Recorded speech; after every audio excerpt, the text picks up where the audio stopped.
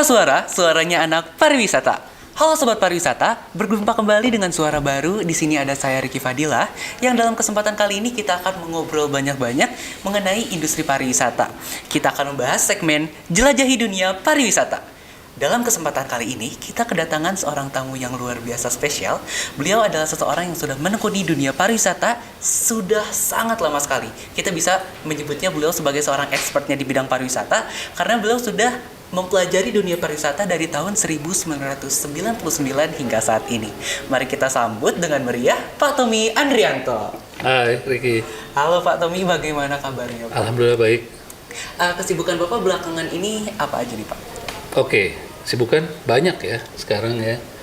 Sejak Februari saya jadi diamanahi beban baru, yaitu Wakil Direktur Bidang Kemahasiswaan di Politeknik Negeri Bandung.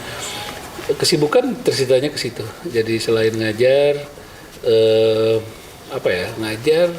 ngajar sih banyaknya, penelitian sedikit-sedikit dan di kemahasiswaan itu. Oke, berarti di tahun ini Bapak punya challenge baru sebagai seorang wakil direktur, yang mana kegiatannya bakal makin padat ya Pak. Tapi makasih banyak buat Bapak yang udah menyempatkan untuk masih bisa ngobrol-ngobrol bareng sama kita, padahal di tengah kesibukannya yang luar biasa sibuk. Kalau nggak salah dengar-dengar kemarin Bapak bahkan hampir dari Jogja ya Pak ya? Ya hampir tiap minggu kali ya, 2 minggu sekali lah keluar kota, karena memang ada aja acara-acara. Apakah itu kemahasiswaan ataukah mewakili Polban dan lain-lain. Oke, luar biasa Pak Tommy ya.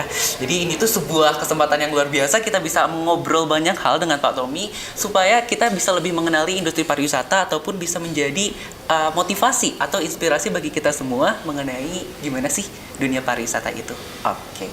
Baik Pak, tadi dari pernyataan saya tentang Bapak yang sudah mendalami atau mulai belajar pariwisata dari 1999 itu benar nggak Pak?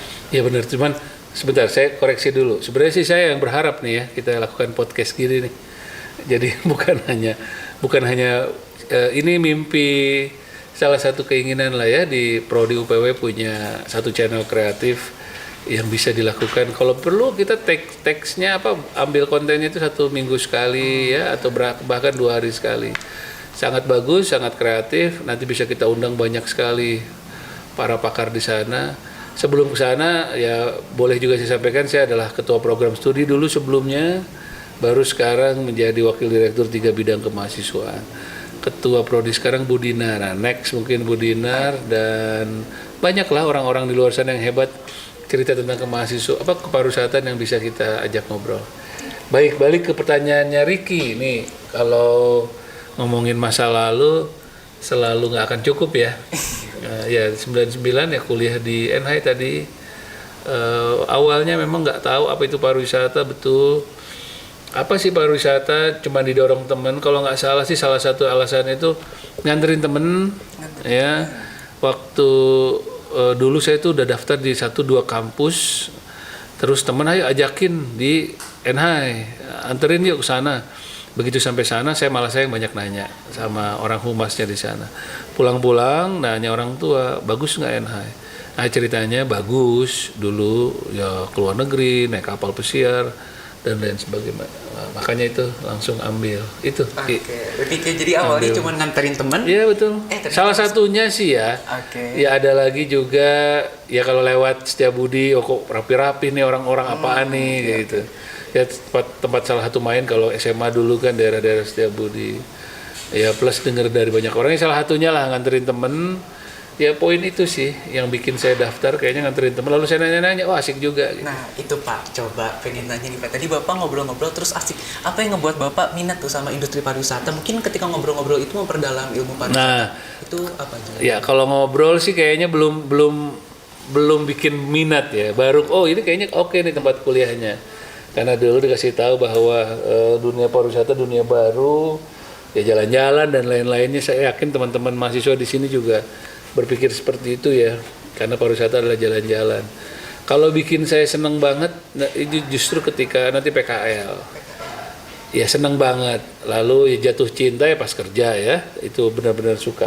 Kuliah ya mungkin sama seperti mahasiswa lain ya lebih posisinya ya enjoy gitu ya, belum benar-benar tahu, tapi di situ kita sudah diberikan mindset banyak tentang turisme itu apa, tapi tidak benar-benar tadi suka banget ya, karena pas kerja itulah tantangan selanjutnya ya, sesungguhnya, gitu Ki. Oke, jadi di awal Bapak itu menempuh jenjang D3 atau D4 Pak? D4 dulu, D4 pertama. D4 pertama. Memang tahun-tahun itu tuh D4 tuh baru 1-2 lah, belum, orang bahkan nggak tahu apa itu D4 ya, tahunya D3 dulu. Kalau sebenarnya D4 pada masa Bapak sama zamannya sekarang itu sama aja atau ada perbedaannya Pak? Oh, sekarang banyak banyak dikenal orang, itu yang paling pasti. Jadi orang tahu D4 itu sarjana terapan. Orang tahu ada hal yang sorry kok saya susah cari kata-katanya. Karena mungkin di syuting ya. Orang tuh gampang tahu, oh D4 itu sarjana terapan banyak prakteknya. Kalau dulu enggak, dia pikir D4 sama seperti D3. Lalu yang namanya diploma sudah pasti prakteknya lebih banyak ya. Apa yang dipelajari di labnya lebih banyak daripada di kelas. Kalau sekarang saingannya banyak yang pasti. Terus banyak aturan-aturan yang banyak kurikulum yang harus kita ikuti. Jadi kurikulum Merdeka Belajar salah satunya tahun ini. Lalu dunia usaha industri dan lain sebagainya. Kalau dulu benar-benar apa yang diberikan oleh kampus itulah. Kalau kampusnya sudah sangat dekat dengan dunia usaha industri seperti NHI, ya untung. Tapi kalau kampus yang belum, mereka hanya lebih ke mindset mereka aja, oh ngajarin ini aja gitu. Nah kalau sekarang bagusnya sudah diatur kurikulumnya gitu. Itu bedanya. Menarik Pak ngebahas tentang D3 atau D4, mungkin ada teman-teman yang nonton podcast KPI ini tapi ternyata masih SMA atau SMK. Nah, masih banyak orang-orang yang berspekulasi bahwasanya diploma atau D3 D4 tuh kurang baik, entah itu susah dapat kerja atau masih banyak lah pandangan-pandangan buruk. Nah, itu tanggapan Bapak gimana Pak kalau ngedengar pernyataan kayak gitu? Oke, D3 D4 justru lebih bagus ya sekarang menurut saya. Karena angkatan sekarang itu angkatan yang benar-benar harus siap kerja atau siap usaha. Dan apa yang diajarkan di D3 atau D4 itu kan benar-benar apa yang real, yang terjadi di lapangan. Hanya memang kelemahannya D3 dan D4 ini filosofi berpikirnya aja. Tetapi bisa kita dapatkan ketika ada mata kuliah teori kan. Tidak perlu terlalu berfilosofi, tetapi bagaimana the why-nya itu harus dapat. Kalau saya boleh bilang sebenarnya bedanya D3 dan D4, D3 D4 dan S1 lebih banyak ke mindset aja. Dan yang paling penting itu sebenarnya kalau buat undergraduate seperti kalian, yang paling penting adalah behavior, perilaku itu. Karena hard skill itu bisa kita pelajari di mana saja. Oke, betul Pak. Karena percuma ya kalau misalnya kita punya knowledge yang lebih tapi behavior kita kurang. Nah di UPW, di Polban kita ini itu nomor 1 ya. Kita coba terapkan di mahasiswa bagaimana how to behave. Nah masalah hard skill saya yakin banyak ya, dosen-dosennya jago-jago. Tetapi jika kita tahu hard skill saja tapi tidak punya soft skillnya tadi, ya agak repot di industri gitu.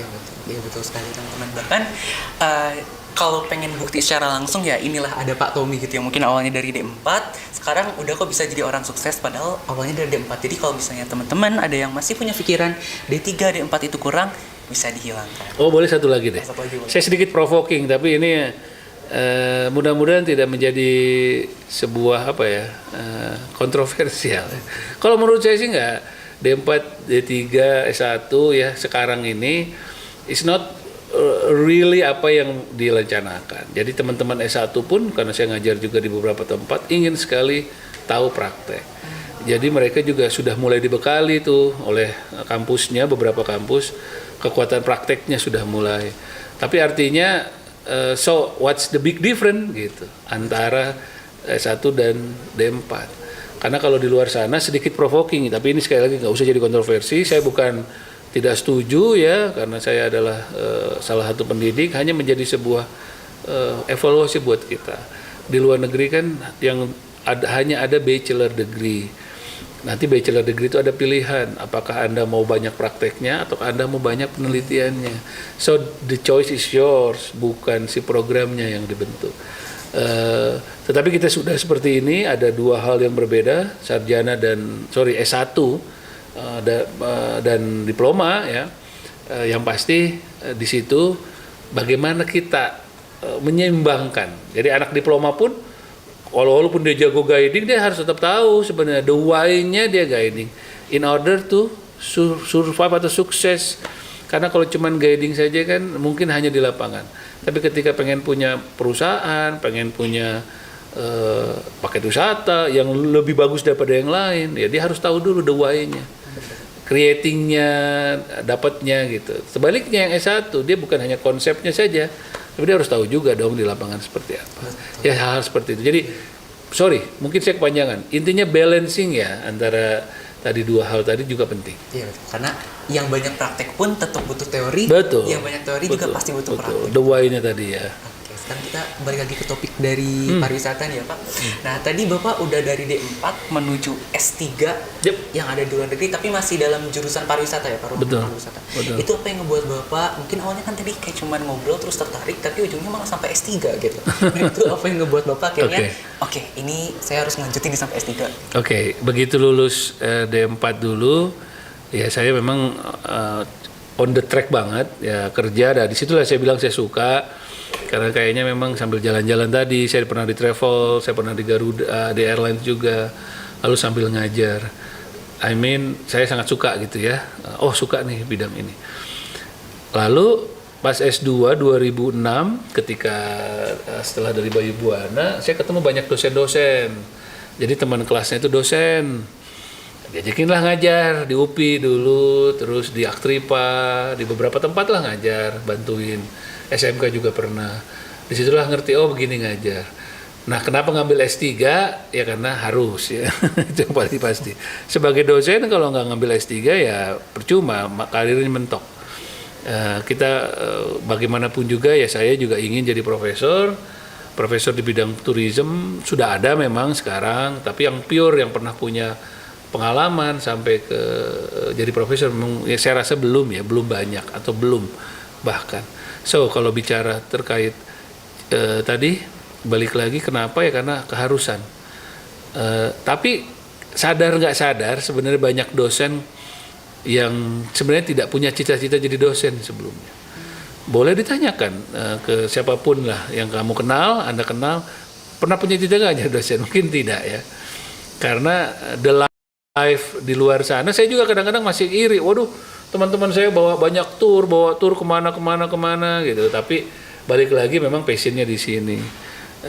Dan keharusan untuk menjadi dosen itu sebabnya saya ambil S3. Itu. Oke, baik.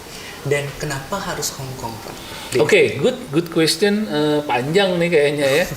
Saya mulai pengen kuliah itu dari 2011, 2013. Zaman-zaman orang lain belum kepikiran. Saya memang jadi dosen itu karena memang pengen kuliah. S3 tadi, pengen jadi profesor ya. Mungkin agak sedikit, ya masa iya gitu ya. Tapi memang itu, saya pengen ngajar jadi PNS itu karena memang saya pengen segera S3 dulu itu. Cuma ternyata waktu itu belum tren. Jadi ya dan lain-lain, apakah tidak diizinkan, apakah nasib ya. Baru 2016 ya saya bisa kuliah. Nah kenapa Hong Kong? Banyak alasannya. Tadinya pengen di Europe, pengen bawa keluarga, pengen di Australia dan lain sebagainya. Tapi the main reason adalah itu salah satu yang terbaik. Jadi tahun-tahun segitu itu nomor 1. Hong Kong Polytechnic University itu adalah peringkat nomor 1 untuk tourism. Tapi peringkat ini kan lebih ke riset ya. Kalau memang teman-teman tahu, riset base-nya yang kuat. Nah tapi satu juga alasannya juga di sana bisa kerja. Saya itu alasan salah satunya bisa jadi tutor di sana. Jadi sambil ngajar, sambil kuliah dapat juga penghasilan dari tutor. Itu sih. Plus memang pas juga dia cuma 6,5 IELTS-nya. Lalu saya nggak perlu harus ngurusin visa untuk apa dan lain-lain di Australia. Tapi the main reason itu adalah tadi, kalau boleh saya pilih ya, bisa kerja di sana. Bukan karena nomor satunya. Jadi saya bisa ngajar, dapat pengalaman bagaimana ngajar international student. Okay. That's it. Dan kalau ada nggak sih Pak perbedaan pariwisata ketika ada di Indonesia dan di Hong Kong? Oh, banyak ya. So, I know really, saya tahu benar-benar tentang tourism dari kacamata riset dan basic itu ketika saya di luar negeri. Saya tahu benar-benar di situ. Kacamata saya berubah gitu ya. Saya pakai kacamata juga sih, maksudnya. Pandangan saya bukan berubah ya, lebih holistik, lebih utuh. Jadi dulu itu sebelum saya berangkat kuliah, saya master of everything. So people kalau butuh tentang tourism, come to me and I know everything. That's me. I never say I don't know. I know everything, dan di situ saya punya posisi. Konsultansi dan lain-lain banyak saya dapat. When I come back atau when I learn S3, saya merasa saya nggak tahu apa-apa. Karena disitulah filosofi orang bijak, baru di situ saya tahu bahwa kalau kita tahu lebih banyak, ternyata kita itu lebih berbijak ya menyampaikan. Saya lupa namanya, mungkin karena lagi di podcast ya. Saya lupa apa nama konsepnya atau teorinya apa, saya lupa. Tapi itu, jadi saya lihat pariwisata itu secara utuh ya, bukan hanya sekedar jalan-jalan, tapi dia bisa melihat dari sudut pandang yang memang lebih luas. Jadi penasaran kan? Iya Pak, baru mau nanya, apakah hal yang nggak cuma jalan-jalan itu apa yang Bapak dapetin ketika ada di Hong Kong? Itu mungkin di kelas saya pernah sampaikan ya, definisi saja. Kita bicara definisi of tourism. Saya pernah sampaikan ya, 1 tambah 1 sama dengan, sorry saya suruh cari perkalian atau tambah-tambah. Itu my professor who taught me that. Even we are S3 student, kita juga masih struggling dengan itu. Namanya Profesor Bob McKercher. Dia yang menceritakan bahwa tourism itu benar-benar is not absolute. Dulu sih kita bilang pariwisata sudah 1 tambah 1 sama dengan 2, udah pasti itu 2 tuh gitu ya. Ternyata enggak ya. Setelah kita baca definisi, banyak sekali definisi tentang tourism. Jadi secara utuh lah intinya pariwisata itu apa ya, dialah yang menyampaikan bahwa jalan-jalan tadi. Definisi itu ada hanya untuk mengatur secara statistika. Definisi ada hanya agar negara ini tahu apa yang harus dikembangkan.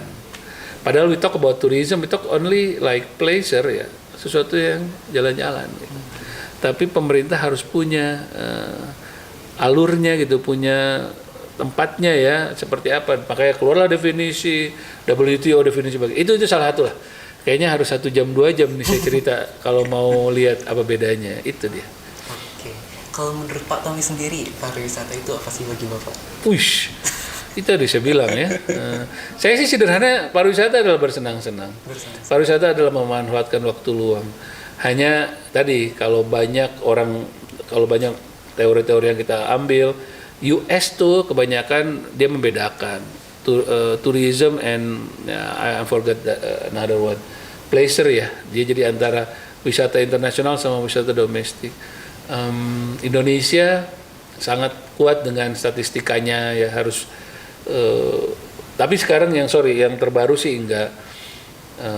Ya balik lagi, menurut saya sih pariwisata, saya kembali lagi ke ya Profesor Bob McKercher ya, adalah menghabiskan waktu jalan-jalan. Tapi memang kita butuh tadi boundaries. Nah itu kata-kata yang saya ingin cari, boundaries untuk mengatur itu. Oh satu lagi, tourism itu based on backgroundnya dia siapa. Plug misalkan atau butler, kata-kata tourism itu diambil dari orang-orang, kalau butler itu orang-orang geographer. Kalau plug orang-orang psikografer. Jadi orang yang bicara pariwisata itu tergantung juga latar belakangnya. Indonesia ini orang bicara pariwisata itu dilihat dari latar belakang bisnis. Jadi orang Indonesia banyaknya bicara tentang pariwisata, bicara tentang income, bicara tentang economy of scale, profit gitu. Kalau bicara orang, satu lagi contoh ya, kalau masih ada waktu. Kalau kita bicara pariwisata dari kacamata orang-orang sustainable, pariwisata melindungi lingkungan, atau dari kehutanan, pariwisata adalah hutan, pariwisata adalah liar gitu misalkan ya, seperti itu. Jadi so again balik lagi, kalau memang boleh saya share dan silahkan dicari di YouTube, di browsing, pariwisata itu lebih universal ya, tidak ada kata-kata absolut di dalamnya itu. Dan menurut Bapak sendiri pariwisata itu adalah bagaimana cara kita senang-senang? Ya that's me, simple ya. Cuman menghabiskan waktu nih, ada kosong nih sore ini nih, mau kemana? Mau jalan-jalan, itu tourism. That's me. Gitu Ki. ketika Bapak ngelihat pariwisata yang di Indonesia gitu Pak, dan Bapak ngelihat udah sempat keluar negeri kan Pak, udah ngelihat pariwisata Indonesia, menurut Bapak gimana sih kondisi pariwisata yang ada di Indonesia itu? Wah ini nih, aduh kalau ini podcastnya Prodi ya, saya bisa banyak nih ceritanya di sini. Tapi otokritik lah buat saya sebagai orang tourism, PNS juga, dosen juga. Ada beberapa kebijakan kita yang perlu kita perbaiki. Yes indeed, Indonesia is beautiful. Indonesia is benar-benar unik. Yes indeed. Tapi di luar sana juga cantik loh. Di luar sana juga beautiful, unik. Nah, kita tidak boleh hanya melihat kita. Lalu ada satu teori yang bagus nih, distance decay concept itu yang pernah saya mungkin ajarkan di kelas. Pemerintah atau dulu atau mungkin pemasaran kita itu lebih cenderung melihat yang uangnya banyak atau country-country dari Europe dikejar tuh sampai pemasaran ke ujung sana, padahal distance decay concept itu yang dekat-dekat saja yang dikejar harusnya, karena yang paling dekat lah yang banyaknya datang itu sih. Sama marketing akses pemasaran ya, market access maaf. Bagaimana caranya Indonesia ini membentuk market access yang bagus untuk orang-orang yang di luar sana kalau mau. Karena orang Europe pasti banyaknya datangnya ke Europe lagi ya. Ya misalkan orang Inggris pasti banyak ke Spain. Atau ke minimal ke Middle East lah mereka gitu ya. Karena Asia kan jauh. Nah bagaimana Indonesia ini market access-nya harus dibentuk. So balik lagi, kita itu bagus, keren. Indonesia is beautiful betul. Punya keunikan, tapi tidak berarti negara lain tidak cantik, tidak ada keunikan. So jadi kita hanya asal kasih lihat Indonesia aja, ini cantik loh, orang akan datang, enggak. Kita harus membangun market access tadi, plus promosi sederhana nih di podcast ini mudah-mudahan saya sampaikan, sekali lagi jangan jadi kontroversi. Promosi yang dekat-dekat aja, Singapura tuh, biaya promosinya harusnya lebih banyak Singapura, Malaysia, Thailand tuh daripada yang harus keluar-luar sana. Nanti ketika kita dapat market access, baru kita promosi yang lebih besar di luar sana. Itu sih. Jadi bicara tentang marketing ya.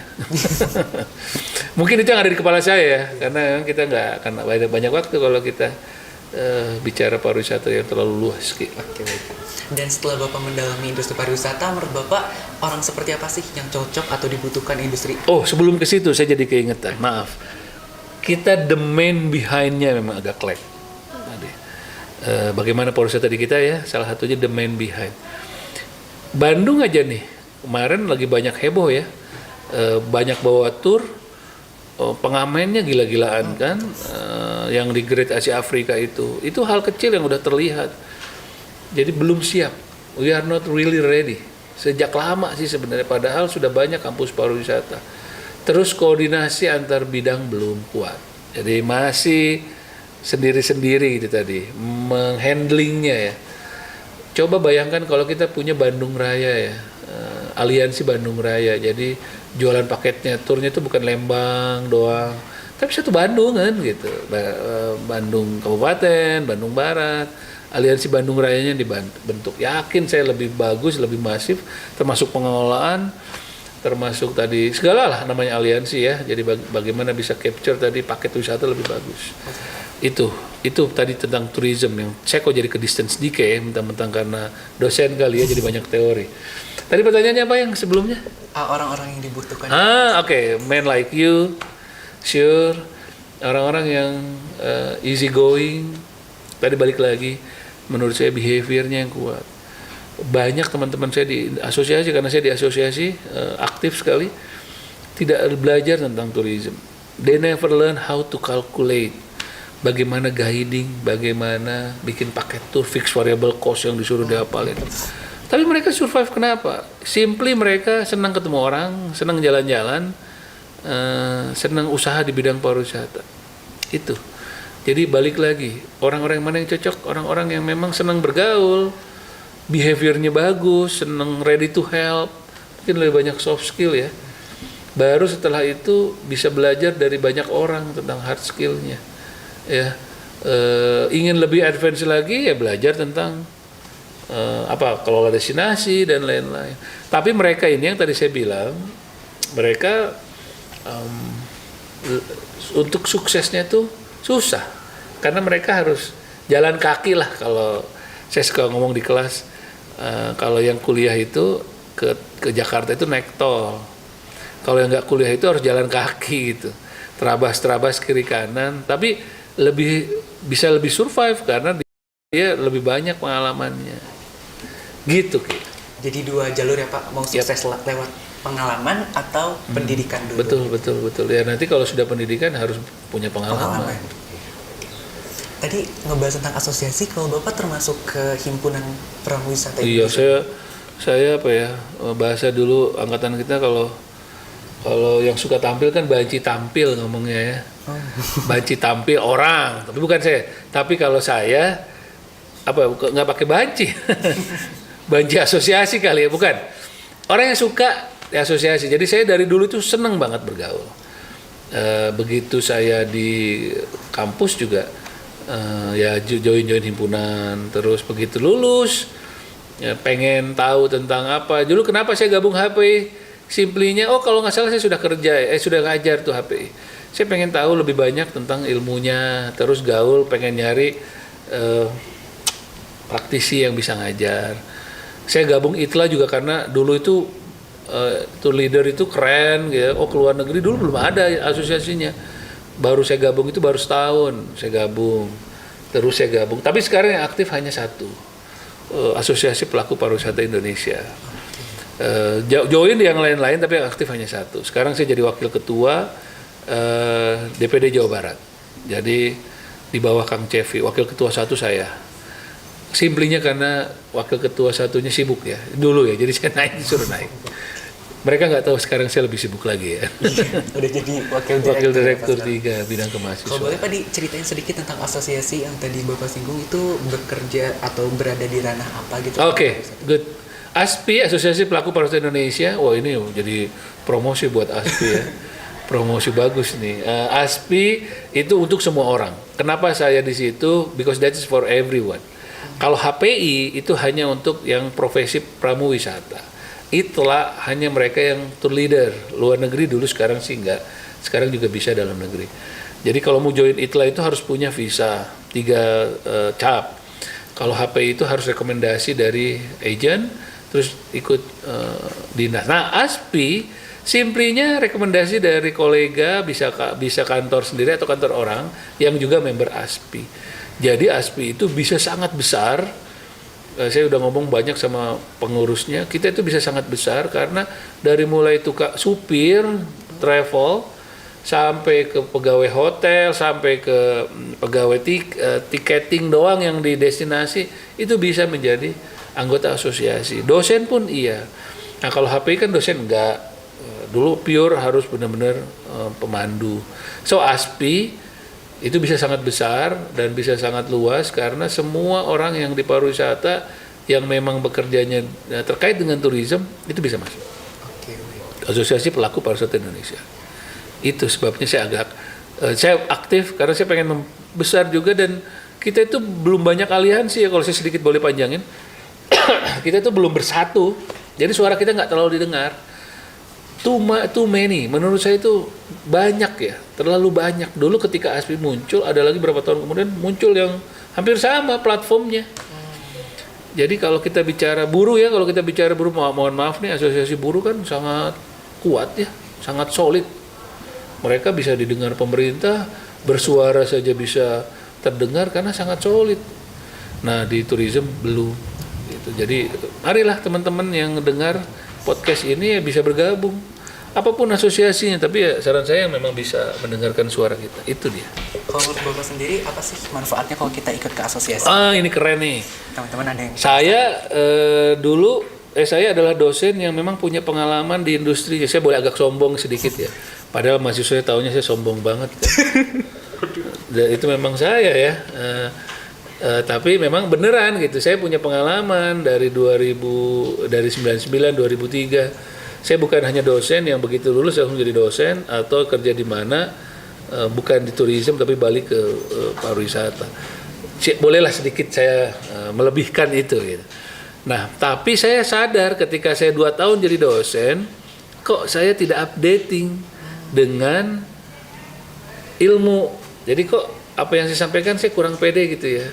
Makanya saya digabung asosiasi karena di sana cerita-cerita kayak gini ngobrol ngopi sambil santai itu kan banyak. Oh, gue baru dari Bali nih, di Bali ngapain? Oh, di sana ada apa itu dapat. Dan saya tahunya teman-teman yang join di asosiasi yang tadi banci asosiasi tadi banyak. Artinya banci maksudnya bukan banci. Maaf ya, bukan physically banci tapi orang-orang yang punya passion kejar. Kenapa? Karena dia butuh harga. Di ASPI itu kenapa laku salah satunya karena kalau mau nanya harga nih, minta dong harga bis Bali berapa dikasih tahu. Atau minta harga hotel di Padang yang masuk budget segini dikasih tahu. Minta tour leader dikasih tahu. Jadi memang benar-benar kasih ke keluarganya dapat. Nah, itu manfaatnya asosiasi. Bagi kita baru bagi dosen updating, bagi industri dia dapetin tuh channel-channel baru. Tempat makan di mau ke Jakarta deket Ancol di mana ya yang enak, nah, itu dapat. Mana lagi kalau bukan asosiasi? Iya betul. Karena industri pariwisata tuh nggak bisa berdiri sendiri ya Pak. Bahkan kita aja gitu mahasiswa yang emang sempat ditugasin buat ngejual paket itu tuh networking tuh bener-bener kepake gitu, nanyain harga yang murah. Karena kalau nggak ada jaringan mahal banget gitu. Betul. HPI kalau guide gabung di HPI kan dia dapat cerita-cerita lain terkait betul. Bandung yang dia nggak dapat di sekolah atau dia nggak pernah dapat di tempat industri. Itlah tuh terkenal dulu join di sana karena kita kalau ke Eropa itu kan US tuh nggak pakai guide, local guide. So tour leader itu harus juga bisa guiding. Nah di sana itu dapat tuh ilmu-ilmu tentang bagaimana kalau ngomongin di UK selama 1 jam, 2 jam, 3 jam seharian tuh mereka harus ngomong apa itu dapat. Itu itu kayak sekolahnya orang industri ya. Asosiasi itu penting banget karena di situ sekolah updatingnya di situ.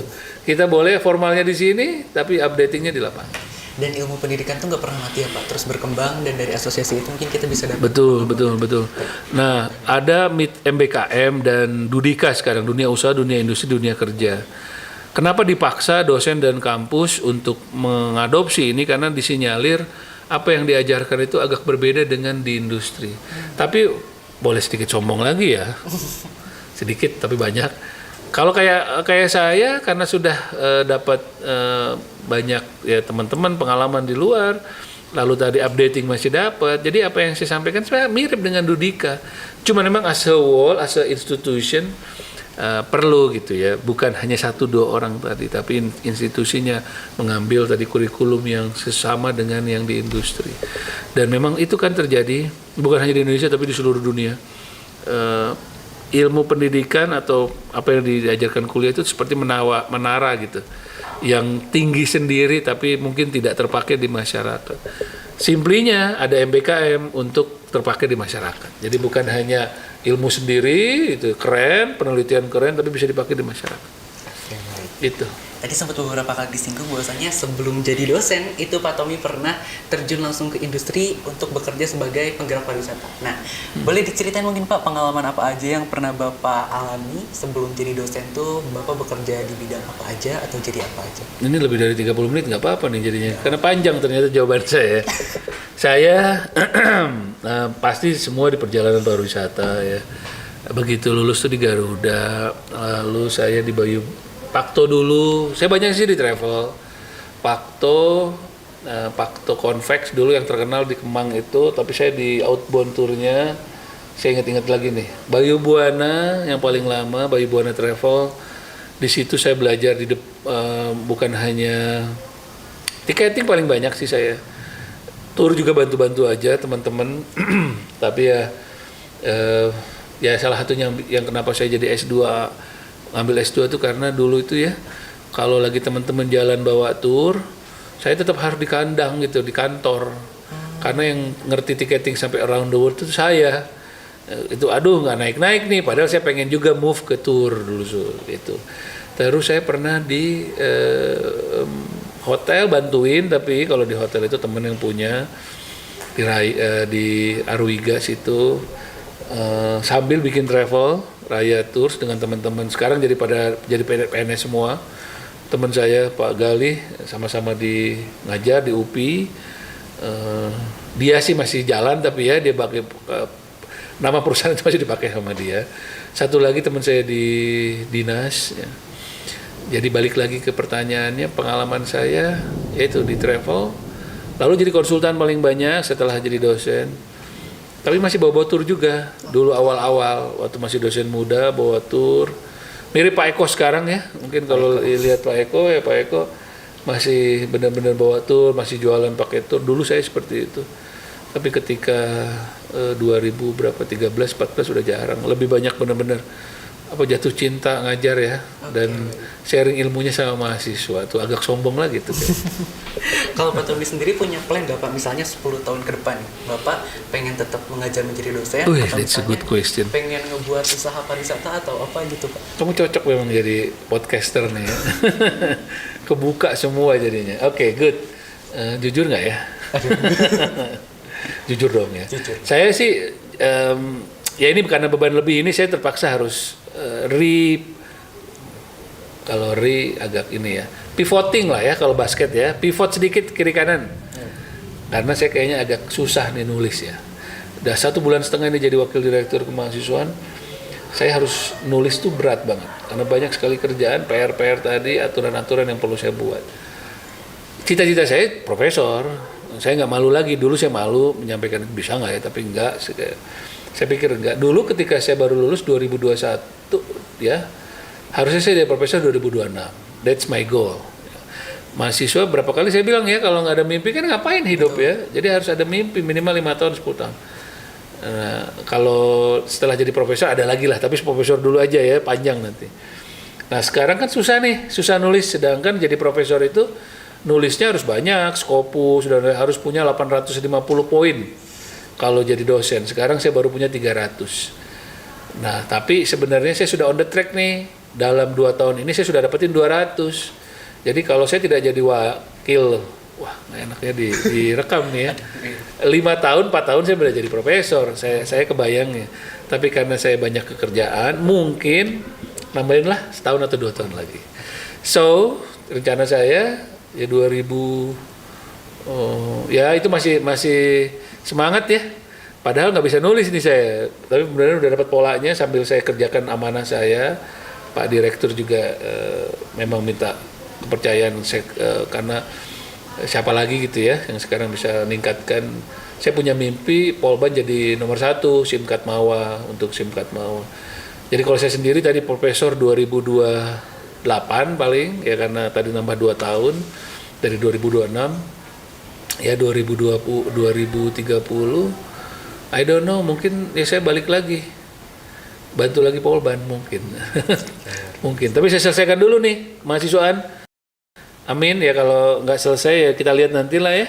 Tapi harus selesai karena punya kontrak 5 tahun. Tapi saya yang paling saya kejar profesornya juga. Kalau untuk saya sendiri ya. Kalau untuk Polban terlalu panjang nanti. Saya podcastnya harusnya beda lagi kalau ke mahasiswa. Semoga mimpinya bisa tercapai. Amin, Ya. amin. Dan mungkin emang 1,5 ini kan baru menjabat ya Pak. Jadi mungkin banyak pekerjaan-pekerjaan baru yang Bapak hadapin sekarang. Bijaksana banget deh. Jadi mungkin cukup kaget gitu ya Pak. Betul. Mungkin kedepannya kalau udah 3 bulan, 4 bulan bisa lebih menyesuaikan. Betul. Dan bisa sambil nulis-nulis. Betul, adaptasi dan polanya belum dapat. Iya. Pola seperti di Prodi kan saya sudah dapat tuh polanya di 2 bulan 3 bulan awal. Bagaimana menggerakin teman-teman, bagaimana mahasiswa, jadi udah autopilot tuh dalam setahun tuh. Nah ini saya berharap autopilot saya setahun ini udah jalan nih. Artinya teman-teman sudah jalan seperti tidak ada aja wadir tiganya gitu. Semua lini sudah jalan, enak nanti. Mudah-mudahan masih bisa nulis, mudah-mudahan. Ya. Terima kasih Pak ya. Tadi pengen sempat ke topik awal lagi Pak. Waktu kita ngebahas ternyata di Hong Kong tuh Bapak tuh lebih open minded bahwa pariwisata tuh nggak cuma perjalanan. Betul. Sama kayak tagline KPI ya Pak, tourism beyond traveling. Kebetulan kita masuk pariwisata juga kan. Sedikit, travel is tourism. Travel is tourism. Tourism is travel. Walaupun tadi ya beyondnya dapat. Ya. Nah iya Pak. Dari situ tuh kami mahasiswa pariwisata yang ada di UPH Polban kan mengadakan sebuah event juga, yaitu event kompetisi pariwisata Indonesia. Nah kalau boleh tahu, boleh nggak Pak kita minta pandangan Bapak tentang KPI ini ketika Bapak awal datang ke Polban sampai sekarang, gimana sih perkembangan KPI yang Bapak rasakan? Dulu 2008 masuk lomba menggambar dulu ya. Eventnya itu lomba Bu Ani, dulu belum ada event kalau nggak salah, saya agak lupa. Tapi event itu lomba menggambar. Anak-anak dulu, anak-anak TK kalau nggak salah dulu tuh. Wah saya itu sih ngelihat, wah nih kayak gini gitu ya. Oke, tapi memang ada peminatnya dulu di SC. SC itu belum bagus-bagus sekarang. Banyak peminatnya. Terus habis itu ada lomba, kalau nggak salah modern dance apa-apalah dulu tuh.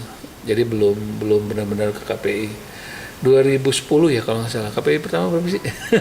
2010. 9, oke. 9. Di situ baru kita coba-coba pengen bikin sesuatu yang berbeda. Sampai tahun ya nggak sih ya. Sampai tahun inilah ya kita optimis ya. Tidak banyak follower. Ya, sekarang udah banyak banget follower nih. To be honest saya harus omongin ya di podcast ini. Banyak sekali kampus yang bikin. Termasuk dinas-dinas harus bikin. Karena apa? KPI menurut saya dulu nggak ada. Dulu nggak ada satu event yang mempertandingkan skill dari mahasiswa ya, atau industri gitu ya. So bisa dikatakan pionir betul, tapi memang kita perlu nih otokritik sedikit, evaluasi ya. Kayaknya kita perlu cari sedikit form yang lebih ini nanti tambahan. Apakah ditambahin dengan seminar? Apakah ditambah dengan apapun lah nanti. It's not only competition. That's me ya. Tapi bagus karena ini paling nomor 1 menurut saya KPI di Indonesia ini. Yang lain-lain second grade lah kalau boleh saya bilang. Ya walaupun banyak kampus ternama yang bikin atau kementerian atau dinas pernah inisiasi juga. Tapi tidak sebesar KPI.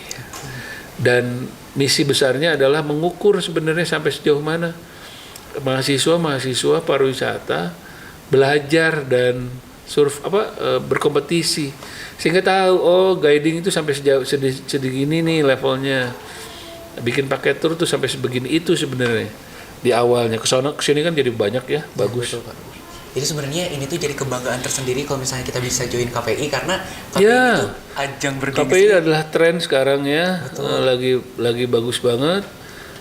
Semua kampus lah ya dream ingin masuk dalam event ini. Betul. Sudah 12 tahun yang insya Allah di tahun ini pengen merambah lagi, melebarkan sayap ke internasional. Tahun lalu udah dicoba ya, Iya. tapi cuma 1 ya. Iya. Alhamdulillah 5 Pak kebetulan. Tahun 5. Iya, tahun sekarang pengen lebih ngelebarin lagi, semoga bisa tercapai. Jadi buat teman-teman yang mungkin masih ragu ikut KPI atau enggak, mari kita lihat seberapa wahnya gitu sebenarnya KPI bahkan menjadi pionir. Kalau kita lihat di kampus-kampus itu biasanya 5 tahun, 6 tahun, ini KPI udah hadir untuk yang ke-13 kalinya di tahun ini. Semoga semangat teman-teman buat ikut KPI ini udah nggak banyak bingung lagi gitu. Nah mungkin sekarang kita masuk ke pesan-kesan mungkin ya Pak. Ada 2 pesan deh yang ingin saya coba tanya ke Bapak. Yang pertama untuk para peserta yang ingin ikut KPI itu mungkin Bapak ada beberapa saran atau KPI ya? Oke.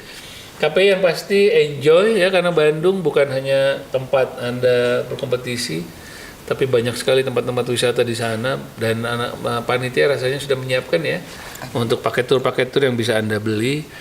Lalu itu yang pertama, enjoy. Yang kedua, bertandinglah atau berlombalah sesuai dengan kemampuan, jangan khawatir karena memang kita bukan hanya untuk juara ya, tetapi memang ini mengukur tadi sejauh mana kemampuan kita ini dibandingkan orang lain. Kalau menang adalah bonus, ya, jadi nggak menang nggak masalah, tapi bukan berarti tadi bicara KPI kenapa 13 tahun, karena bisa dilihat deh nanti apakah ada kecurangan, apakah nanti jurinya bagaimana, isinya bagaimana, karena 13 tahunnya itu sudah punya pengalaman. Dari awal kita bikin saya dengan Bu Ani dulu bikin konsep perlombaan dari apa itu diprotes orang. Oh kita perbaiki, jadinya harus dapat dari mana soalnya atau tolak ukurnya dari juri misalkan, dan lain-lain itu dapat. Nah kenapa KPI? Karena udah 13 tahun sudah belajar, nggak akan ada kecurangan itu insya Allah. Mudah-mudahan nanti kalau ada tinggal silakan masukkan sehingga Anda bisa belajar. Jadi saya sangat yakin teman-teman yang bikin kompetisi di luar sana itu sudah belajar dari KPI. Tapi memang 1-2 masih agak miss ya, karena mungkin pengalamannya yang belum dia dapat. Kenapa nggak dibikin begini? Kalau kita sudah terpikir kenapa nggak dibikin begini, karena ada kecurangan ini nih. Kalau di kampus lain atau tempat lain mungkin masih dinyobain dulu. Padahal kita sudah punya pengalaman bahwa itu agak kurang tepat. Itu sedikit. Kredibilitasnya udah semakin tinggi. Itu kata-katanya pas, credibility ya. Dan yang terakhir mungkin Pak, pesan untuk kami mahasiswa yang sekarang terjun di industri pariwisata. Oke, satu, jangan sombong ya. Sama saya udah agak sombong nih sekarang. Mentang-mentang saya nggak ngajar di kelas kalian ya, nggak, tapi itu bercanda tapi serius ya. Beberapa sih yang sombong, nggak kalau yang lain. Terus fokus bagus, fokus satu hal bagus, tapi Anda juga harus memikirkan hal yang lain. You know what I mean. I do believe you know what I mean. Fokus bagus, tapi ada hal lain yang Anda harus pikirkan selain hal itu. Because you have PKL bentar lagi. Terus Anda pasti punya field trip yang harus Anda kerjakan. Dan begitu lulus itu bukan hanya satu yang harus Anda andalkan, tapi banyak hal. Karena kalau cuma misalkan bicara saja yang Anda andalkan, lemah. Tapi bicara dan goyang, atau bicara dan action, itu jauh lebih bagus. Itu ya, untuk semuanya mahasiswa, terutama dalam ruangan ini nih. Penonton-penonton yang nggak boleh ngomong katanya. Luar biasa Pak Tommy, makasih banyak Oke, thank you banget. Sorry kepanjangan. Enggak, luar biasa ini. Nggak kerasa sebenarnya udah berapa lama waktu berjalan? Lebih dari 30 menit. Lebih. Tapi bener-bener nggak kerasa karena ya beda ya kalau ngobrol sama orang-orang yang emang punya wawasan yang lebih luas, itu bener-bener nambah insight baru, nambah inspirasi, dan juga ngebuat kita makin lebih kenal sama industri pariwisata. Jadi teman-teman, kita udah belajar banyak hal banget hari ini. Gak cuman industri pariwisata aja yang kita bahas, tapi tadi juga sempat ngebahas tentang akademisi, tentang D3D4, asosiasi, bahkan hingga KPI pun sempat kita bahas. Semoga podcast kali ini bisa bermanfaat bagi teman-teman. Buat teman-teman yang nonton mungkin di luar dari ranah mahasiswa atau SMA, SMK, mungkin bisa lebih kenal gimana sih industri pariwisata itu, dan lebih termantapkan kalau misalnya ada minat di industri pariwisata. Saya Ricky Fadila, sekali lagi terima kasih Pak Tommy untuk waktunya. Thank you Ricky. Undur diri, sampai jumpa di podcast selanjutnya. Bye.